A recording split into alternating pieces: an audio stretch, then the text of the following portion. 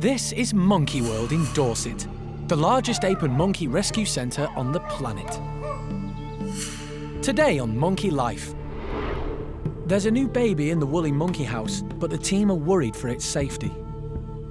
If it starts going limp or lolling, we need to make a decision whether or not we take it. Yeah. Yep. Baby orangutan Dinda gets to grips with her outside enclosure,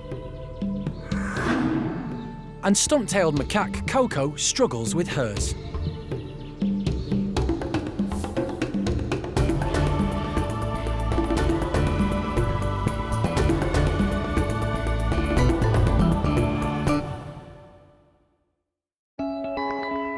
Monkey World Ape Rescue Centre is home to over 160 primates, most of which are subject to their non-breeding policy. But orangutans, golden-cheeked gibbons, and woolly monkeys are all highly endangered and are allowed to breed. Every new baby is crucial. It's morning at Monkey World, and in the woolly monkey house, there's a new arrival. Overnight, 12-year-old Kuna has given birth. Keeper Mike was the first to see mum and baby. So how long since you've been looking at the baby? It's 3/4 of an hour now. Do you have any indication of when it was actually born? I would think it was probably late last night rather than early this morning. The baby looks quite well dry and nice and Fluffy, clean. yeah. Any suckling? Not that we've seen yet. Okay, and no indication on her nipples that the hair's Can't been... even see anything there because she's got the baby in the correct position with the head right up on her chest. Last year, Kuna gave birth to Julio, but when the keepers found them, all was not well. Monkey World caught on camera the moment the baby was being held by its dad. Hands know whether she wants the baby or not, and in the end... And despite everyone's best efforts, Kuna rejected her baby. Hey! Get in there, get in, hey! Grab the monkey, grab the monkey, grab the monkey. Grab it, There was no other choice. Julio had to be hand-reared. This time around, the team are observing Kuna closely to check that she is holding the new baby correctly and that it is feeding. It's a tense time. Oh, it's a nightmare, isn't it? No, it's great. No, yeah, but it's just this sort of worrying, is she going to feed, is she not? And it's so difficult. It is what it is. So I would propose that exactly 24 hours from now we reassess, assuming that she's still looking after it properly. We do need to keep a close eye that it doesn't start, if it starts going limp or lolling, we also need to make a decision then and whether or not we take it. Yeah. Okay. Yep. But later, the team is taking no chances. At this point, you know, it's now late afternoon, and we need to decide whether the baby's coming away from Kuna. Maybe she's never going to be a good mum. And over in Hananya's group, leading ladies Cherry and Peggy better watch out. New girl Johnny is after their position at the top.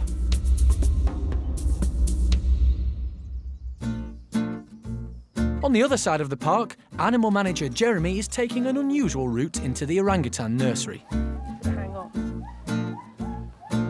9-month-old Dinda has been living full-time in the nursery for 2 weeks now. The primate care staff have brought her outside several times, but today, Jeremy is showing her how to get there on her own. That's how you do it. You know, a couple of times of doing this, and then if she chooses to stay inside still after that, then that's her choice. The orangutan creche helps orphaned orangs settle amongst their own kind. Dinda was born at the park, but rejected by her mum. She was hand-reared, but had contact with the orangs in the nursery from day one. It all depends on how you hand-rear them as to how they develop. I mean, I know people have a problem with it, but children are what you make them. And if you let them get on with exploring and discovering things, then they're going to progress a lot quicker than a baby that's very cosseted. Xiao Ning is now 4 years old. When she was a baby, there was no creche at the park, so she spent more time with keeper Mike and the rest of the primate care staff. Xiao Ning here, because we didn't have anywhere for her to go with other orangs like we've got now with Dinda, she was much slower in her development. It's not, I mean, she soon caught up, as you can see. But Dinda, we were lucky that we've created the nursery since then. So Dinda's been part of the whole orang social scene from a very early age. Therefore, it's going to become more natural to her. The outside enclosure is designed to help the babies learn to climb. Dinda is confident enough around her housemates to explore on her own, but strictly at ground level. She's got a big challenge in front of her. Oh, you climb on there. It's all right, you climb on there. That's good. It's all right, I'm still here. That's all right.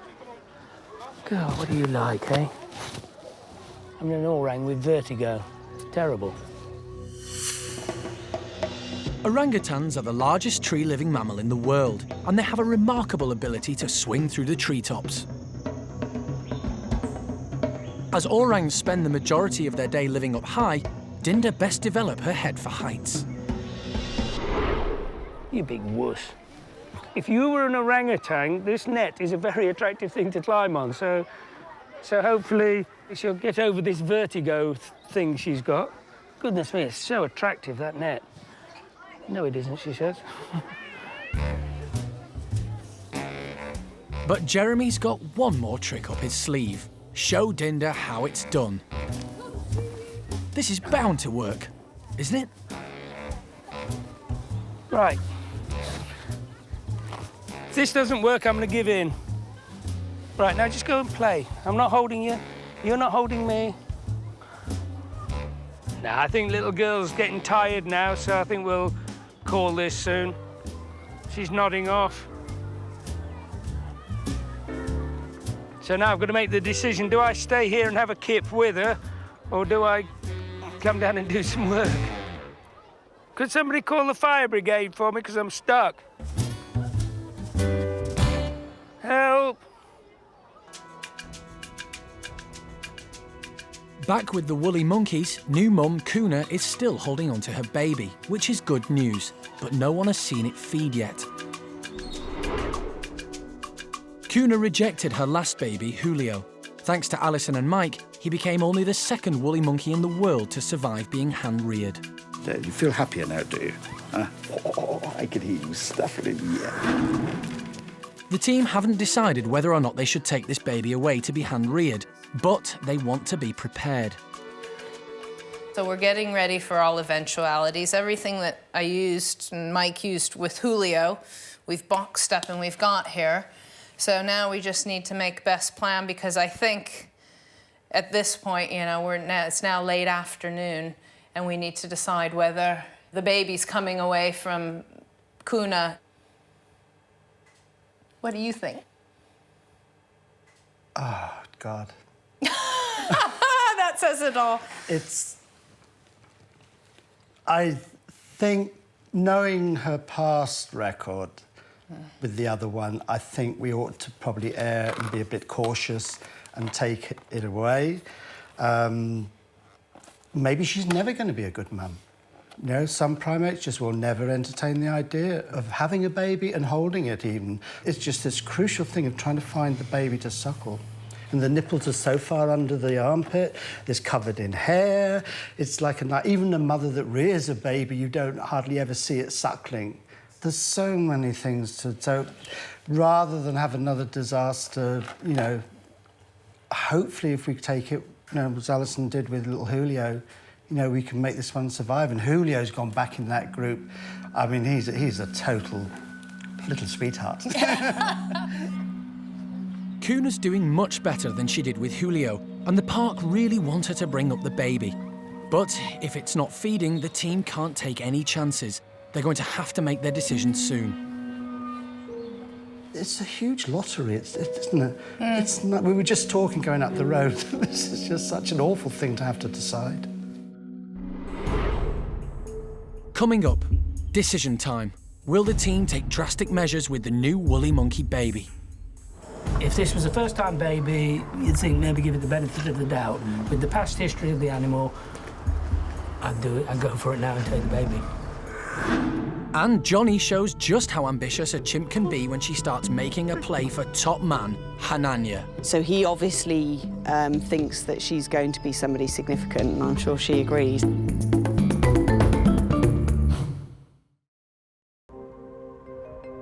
At Monkey World in Dorset, the park's 11 woolly monkeys are part of the European Endangered Species breeding programme.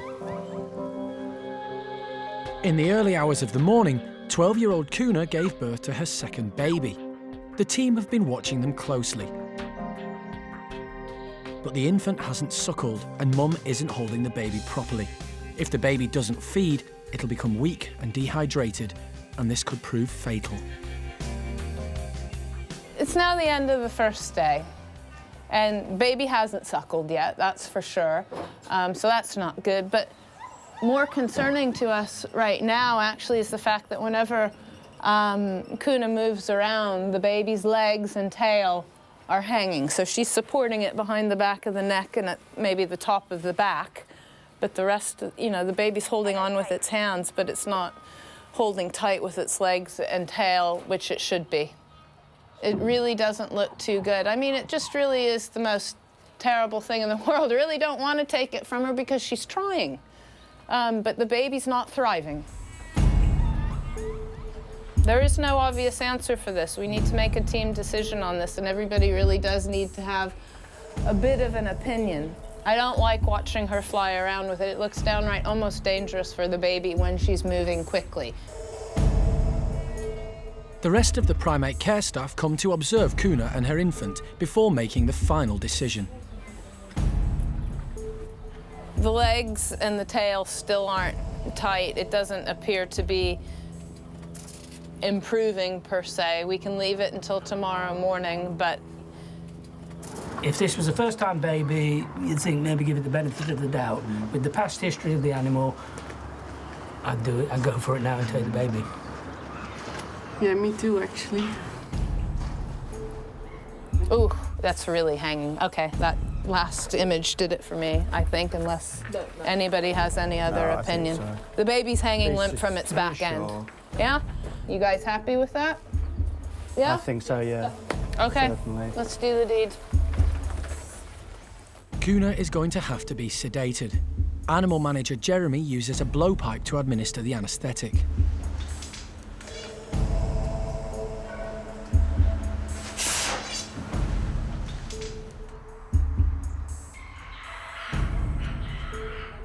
The newborn has been taken away, and it's another boy for Kuna. The priority now is to keep it warm and hydrated. It's not fed for up to 20 hours.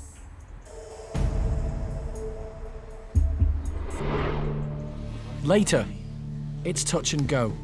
Can the team get fluids into the baby woolly monkey in time? Very slow. The nutrition is not the issue, it's the dehydration that when you're this size that's the big worry. And female stump-tailed macaque Coco also clings on for dear life.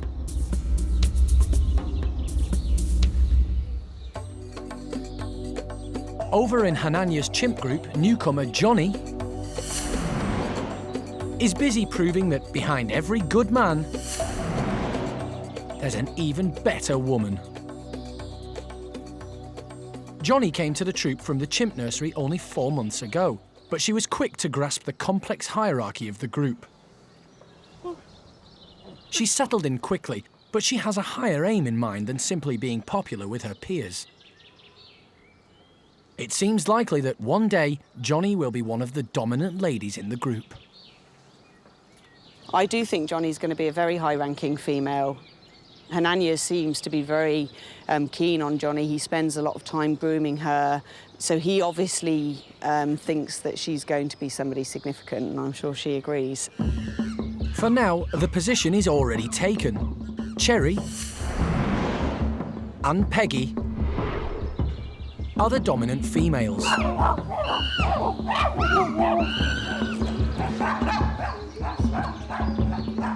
This is made clear from the amount of attention they receive from the rest of the group.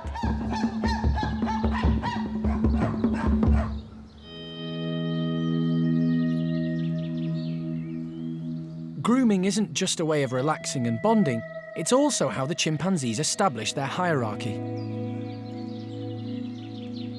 The more important you are, the more pampering you receive, and Cherry and Peggy get more than their fair share.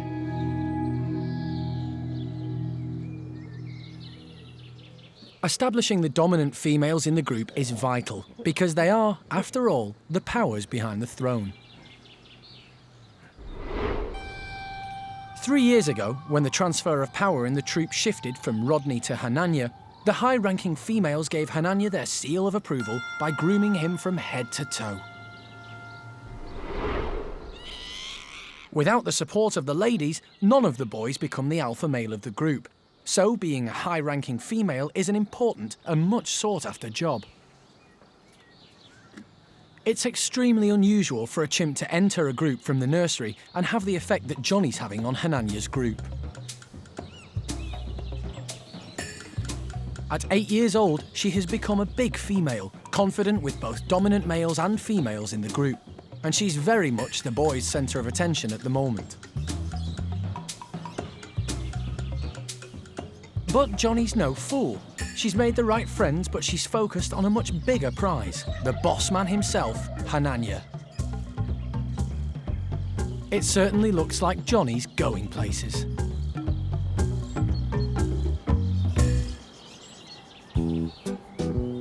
Over in the stump-tailed macaque house, new girl Coco heads outdoors every day. She's very cautious, but she seems to be getting fitter. Now, her movement's improved a lot since she got here. She still struggles with round objects, especially on moist days like today, where she will slip off poles and things. She has improved. If she loses her balance slightly, she can normally regain it, as long as the poles aren't actually slippy. When Coco arrived at the park, she was overweight and unfit. The park put her on a diet and began to work at making her more active and healthy. Now, she actually lost a third of her weight in the first 6 months she was here, and she's still losing weight. She is 11 kilos. The park encourages the primates to live together as naturally as possible. Now Coco is healthier, the staff have stopped going in to weigh her or handle her. Coco now lives with the geriatric boys, Roland and Gerald. Their enclosure is designed differently to the boys next door because of their mobility problems, and even these designs present challenges.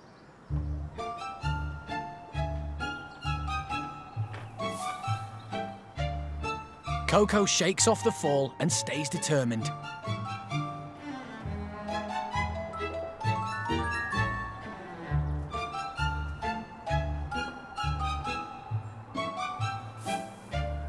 After 2 slips, Coco works out a better way to get where she wants to go.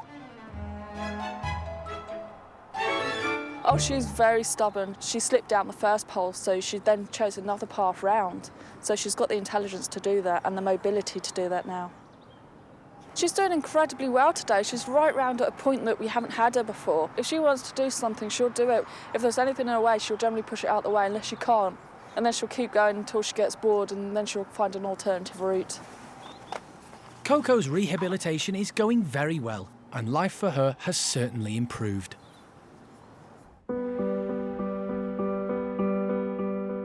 It's the end of the day, and over in the office, Kuna's new baby boy has been safely removed. Kuna wasn't holding him properly, and he wasn't feeding, so the team had to take action. Yep, he's already sort of making little suckling moves, so we'll need to get some fluid into him and weigh him. 410, 410, 410 grams. The team didn't see the baby suckle throughout the day. Alison's worried that he's dehydrated. If I pinch his skin on his arm, it stays peaked. You see that peak right there? That's an indicator. If you normally pinch your skin, if you're not dehydrated, it springs right back. The fact that it holds a peak at all means that he's dehydrated. So first order of business is just getting a bit of fluid into him, and something that isn't gonna necessarily cause diarrhea. Now, the first time that he takes the milk, it might actually cause him a little bit of diarrhea because his stomach and his gut isn't used to it. Very slow. And so you just want to get the fluid into him before you start. The nutrition is not the issue, it's the dehydration that when you're this size that's the big worry. 18 months ago, Alison hand-reared the newborn's brother, Julio, and discovered baby woolly monkeys thrive on constant contact. She needs to do the same for the latest arrival. Such a good boy. I know. And as soon as I move away, even just from this distance, he wants to be right here looking at me and tucked up. And I believe that's why these don't thrive in an incubator. If you were to take him and set him down, all of that interest in moving around would just disappear and he would end up just laying in the incubator. So once again, we'll go through the deal of carrying him around just like his mum would. Woolly monkey babies are extremely fragile and are notoriously difficult to hand-rear. So Alison has her work cut out if this little one is going to make it and become only the third to survive this treatment in the world. Next time, the new woolly monkey baby is 24 hours old, but his survival hangs in the balance. It's still way too early to say whether or not, this little guy is gonna make it or not. In the chimp nursery, young Brian gets hassle from bully boy Seamus. And the team are concerned that chimp Charlie is being picked on. They need to decide if he can stay living with the Bachelor group. Charlie's always been a loner. I don't think he sees any point in chimpanzees whatsoever.